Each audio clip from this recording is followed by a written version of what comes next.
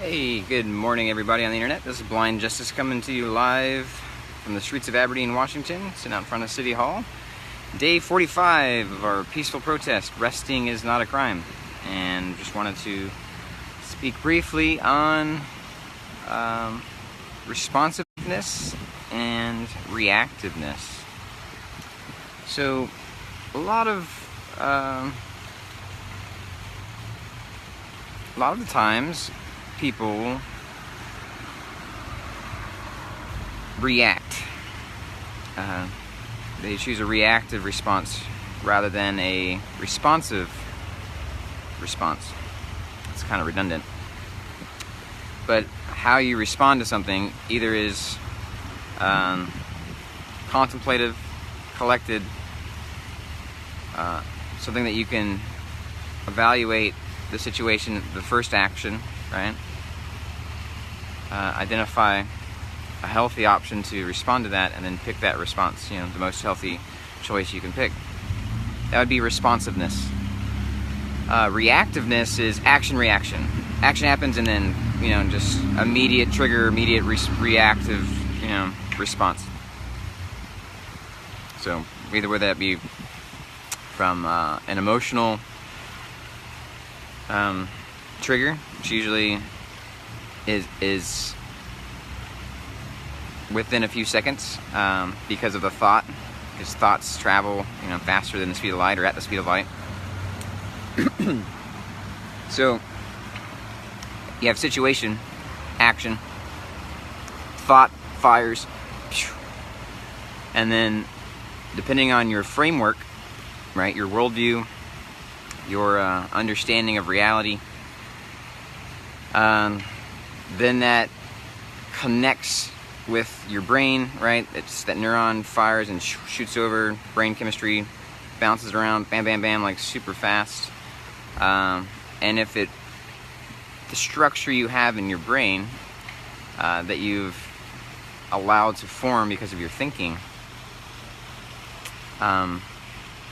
is set down one way, that's going to be the physiological response, which goes into what we talked about yesterday with the neuropeptides and releasing of hormones to correlate with your emotional response, which is why somebody can say something and you can almost instantly, somebody can get red in the face because of the words of another, right? Well, there's actually a lot going on in that almost instantly time period.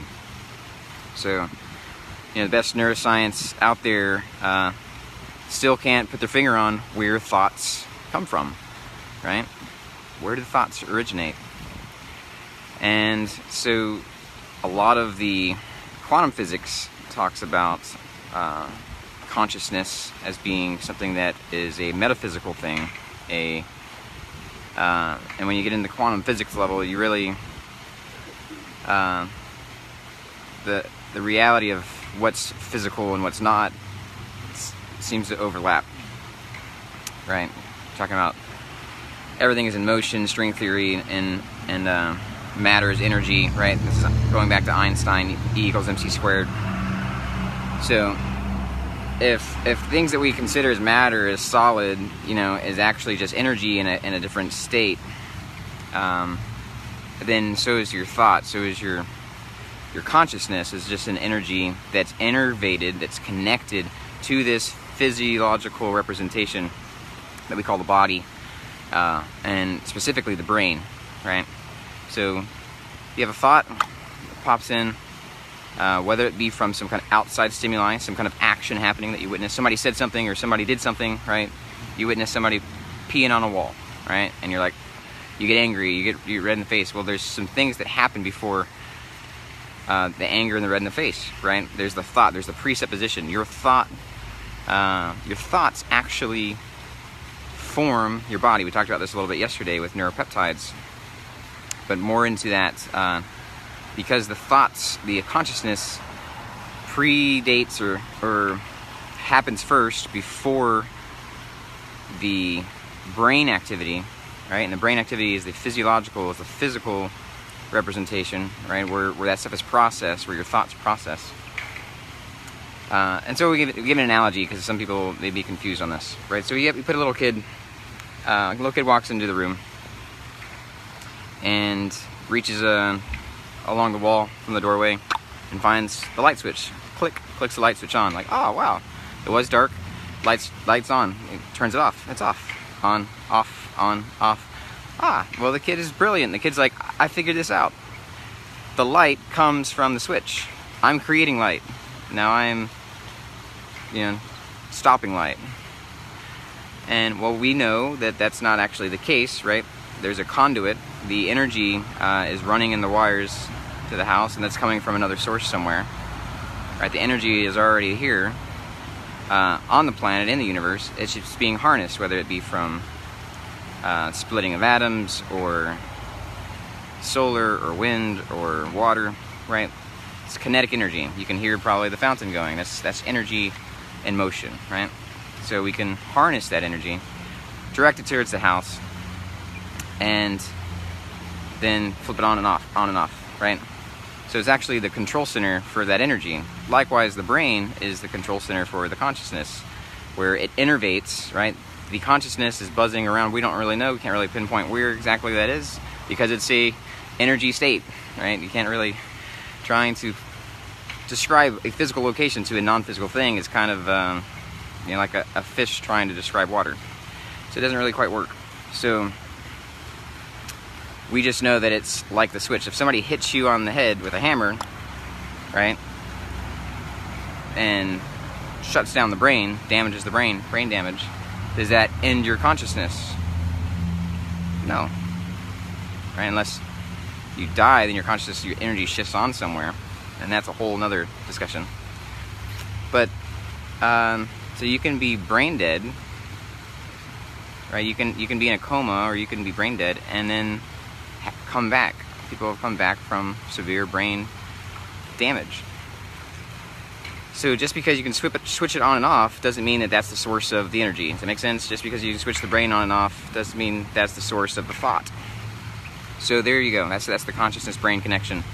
But what really happens, which is neat and interesting about the brain, is that it's neurons that fire together, wire together. So as you connect A to B, you say, okay, this correlates to this, and you make these mental connections in your consciousness that actually has neurons. The cells in your brain will fire and send electrical impulses together, creating a pathway, little connections, right? And this actually forms the physiology of your brain, the actual grooves and ruts in your brain.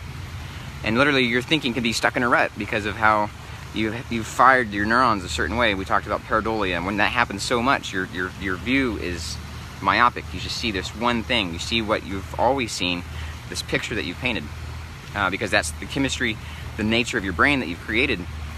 So it's really hard to override that wiring that you've instilled over years or decades, depending how old you are, right? So there's barriers. There's barriers for communication and understanding. And so to go back to the fear question from yesterday, like the solution to fear is understanding. Right?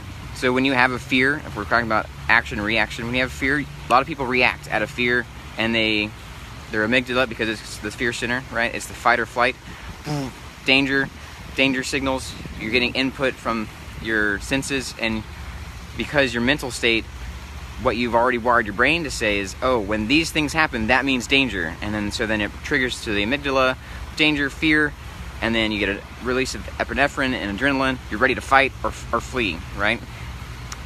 And so then that gets pumped into your body, and it makes it harder with all those chemicals running through your body to make clear-headed decisions, right? When your blood pressure's up, when your blood's pumping faster, you actually lose fine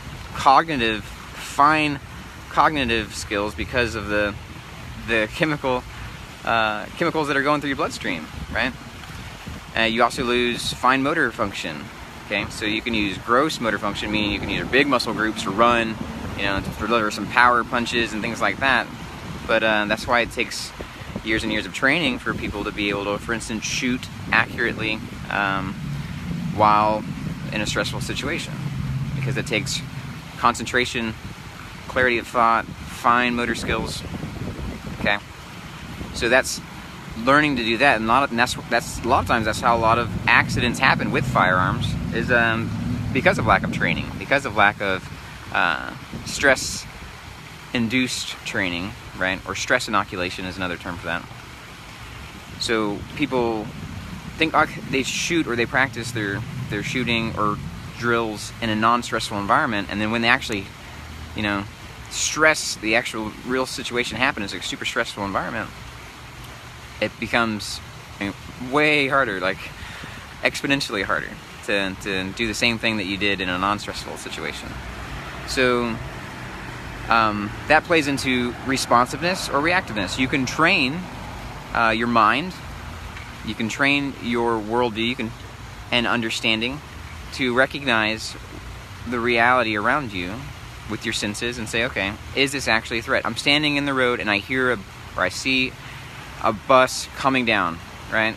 You notice with your senses, whatever senses you may have, and I can hear the bus, you may be able to see the bus, and this thing is coming down at you. And you're like, okay, that's a dangerous situation. I'm in the street, it's coming for me. So you recognize it. Then you recognize danger is present, it's real. You did a quick threat analysis, threat assessment, and then you already have that epinephrine and adrenaline running, so you can dive out of the way, you can run, you can pick up the kid and get to safety, right? But walking at night, just because it's dark, doesn't mean there's a danger, right? Unless your vision is poor, you don't have any kind of assistive device to help you walk, then it could be dangerous, because the sidewalks here are pretty treacherous, with obstacles, not people, but just the infrastructure, cracks and humps and things hanging off the sidewalk, signs, right? But that's only if you are struggling to see and you can't navigate, on your own safely. So just the presence of darkness isn't a signal for danger. Now, historically, that may not be so accurate, and even geographically, that may not be so accurate, right? If you live in the African bush, for example, you probably don't want to travel at night if you're in the savannah, because a lot of the apex predators go out at night to hunt. If you're in the jungle, same thing. So there is a evolutionary component here with humanity that the human brain has developed over years and adapted and passed that on to our generation from our ancestors, of overly developing the amygdala, the fight or flight center, the fear center. Recognize, oh, there's a sound, that's danger. So, the ancestor that was at the watering hole and was drinking water and heard a noise in the grass behind him, if they said, that's probably the wind, and it turns out to be, a lion, well, that guy didn't pass on his genes, right? Darwin Award. Okay, so that didn't get passed in the gene pool. But the person that was drinking from the water hole and hears a noise and said, oh, that's probably a predator, and it actually just turned out to be the wind, right? That's called agency. Imagining there's an agent, there's actually something there. Whether it's there or not, it's real in your mind, it's there, it triggers the same thing chemically in your brain and your body than if it was actually, a lion or not. Because you imagine it to be there, therefore, physiologically, it's real to you. The danger has become real because the chemical response becomes real. This goes into addiction, okay? This goes into where we are today, because the amygdala is developed that way, and we talked yesterday that you can shrink the amygdala, and that helps you be more mindful, more responsive, be able to recognize and assess if things are actually a real present danger, a real present threat, or not. But because of the media and over stimulation of dangers and over broadcasted and hyped up tragedies around the world, all over the news, all the time, people are getting fed fear. Believe that this is happening all around you. Believe that people are out to get you all around you. And so they're making that a reality, right? It's just like watching a movie or a show that you know to be fake. You know this to be a fictition. This is just a representation. but you feel sad, you know, when the character has a loss, or you feel happy when they're celebrating, or you feel angry when there's injustice, or you feel afraid when it's a scary scene, right? Those emotions that you're feeling is because of a mirroring effect. Your brain, even though you cognitively know in your consciousness, no, it's not real, it's not happening to you, nothing from the screen is going to come out and get you. You allow yourself to forget that, to switch off and get immersed into it. And so then your brain registers it as if you were actually in it. And so the chemical release is the same. That's why you have the emotion. So with that chemical release, you know, from the hypothalamus, it's a pharmacy in your brain. It literally cranks out these neuropeptides, these chemicals and hormones that go to every cell in your body. And then people become addicted to these hormones, to these neuropeptides that are correlative to the emotions. So a lot of people are addicted to anger. A lot of people are addicted to lustful emotions, to get sexual pleasure. A lot of people are addicted to sadness. So there's a song to that. A lot of people are addicted to fear, because that's a feedback loop. That's what they continue to engage in, to watch, to make the reality, and it becomes the reality, even though it's not a physical danger, not a physically present danger, right? Because of the inputs that they keep putting in, and then the way that they're wiring their own brain, the chemical release that's going from the hypothalamus, and then the cellular regeneration and division that we talked about yesterday, that the next generation cells say, oh yes, give me more fear peptides. And so that's a cyclical feedback loop that becomes this addictive situation in the human body, in the human brain. So it's really difficult for a person that's struggling with that to be responsive rather than reactive, because literally they're chemically dependent on fear that they're generating.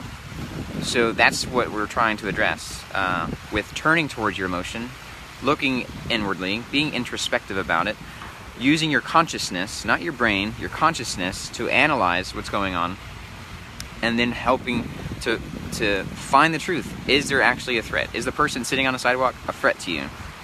No, they're just sitting on the sidewalk. Is people having, sex? Are people having sex a threat to you? No, they're just people having sex. It's a natural thing. Now, we're not talking about whether that's legal to do in public. We're talking about fear. We're talking about, is that something to be afraid of? Okay?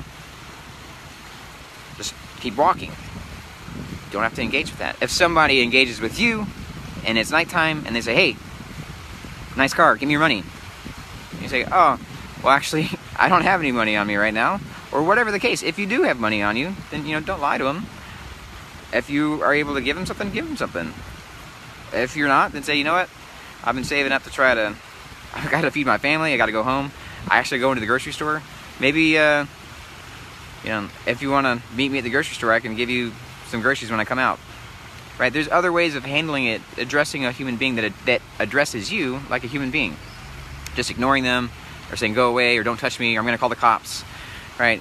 Then your reaction is an escalation. You've escalated that to a threat, right? It's like, you talking to me, I feel scared, even though you're just talking to me. So now I'm going to threaten to call somebody with guns to come out and tell you what to do. So that response is the escalation. That response is the act of aggression, right? If it's just simply somebody talking to you and say, hey, can you help me out? Oh, I really like your car. You probably have money. Can you give me some money? That's just communication. There's no aggression there. Right? Even if somebody's being loud about it, they're just asking, please. They're saying, please help me, please help me. And so you can learn to respond and de-escalate rather than to escalate. And that's what I was trying to say to Kathy. That's my advice to people, is treat people like humans. Treat them like your brother or sister. Treat them like your child. And say, hey, oh, you need something?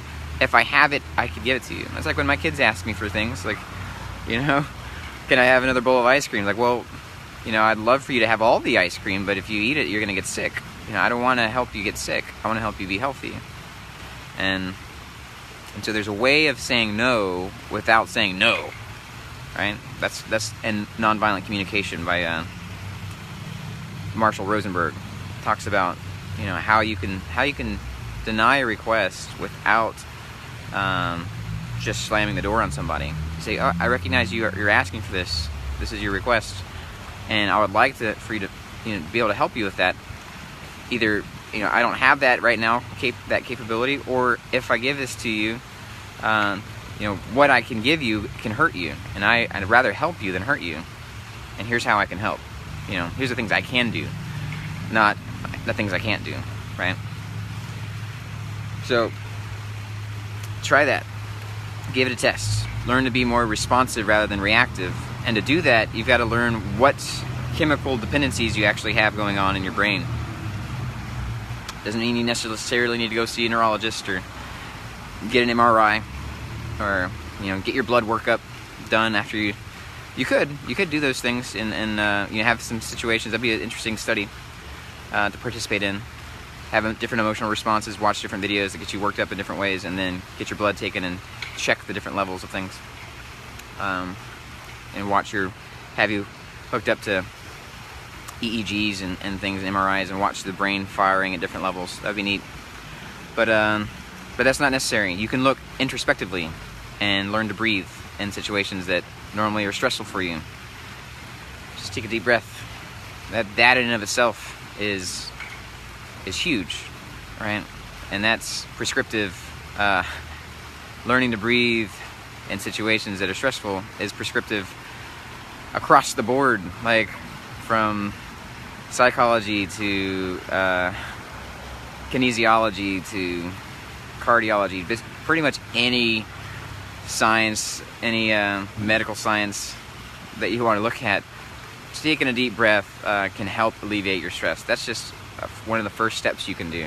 And then it helps you to oxygenate your brain, slow down, realize what's going on, assess, do a quick threat assessment. Is there actually a threat? Or have I imagined that this person's going to hurt me just because they're sleeping?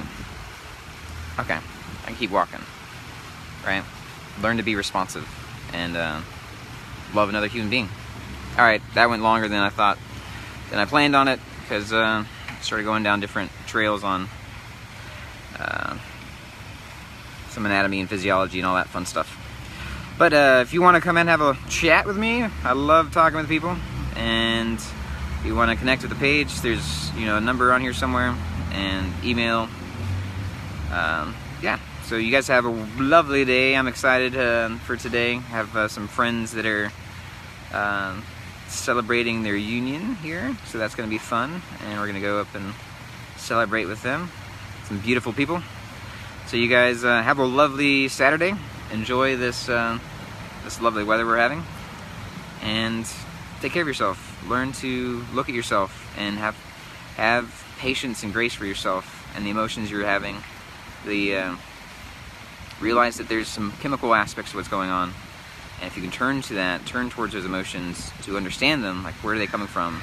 Is this based in actual events, or have I made a mountain out of molehill, and now I'm stuck dealing with these hormones raging through my system, these chemicals, these neuropeptides, that makes it harder to think clearly and react responsively, or act responsively rather than to react